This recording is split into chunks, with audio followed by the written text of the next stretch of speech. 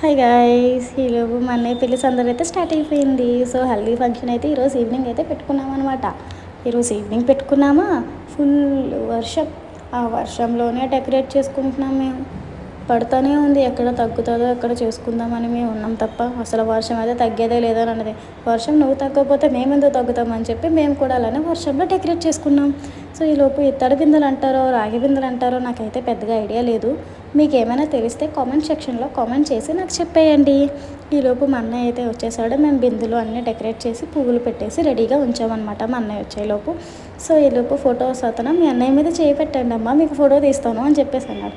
ఈలోపు మా అన్నయ్య దగ్గర చేయి పెట్టేసుకొని మేము అందరం కలిపి ఫోటో తీసేసుకుంటున్నాం. మేము ఒక్కలం కాదు ఇద్దరం కాదండి, మొత్తం 6 ఉన్నాం మేము మా అన్నయ్యకి. సో మేము అందరం మా అన్నయ్యతో నించొని అలా ఫొటోస్ తీసుకొని ఉన్నామన్నమాట. ఈలోపు మా అక్క పళ్ళెం పట్టుకొచ్చి మా అన్నయ్యకి బొట్టు పెట్టి గంధం అది రాస్తుందనమాట. సో నెక్స్ట్ వీడియోలో ఏం జరిగిందో పార్ట్ 2 కోసం వెయిట్ చేసేయండి.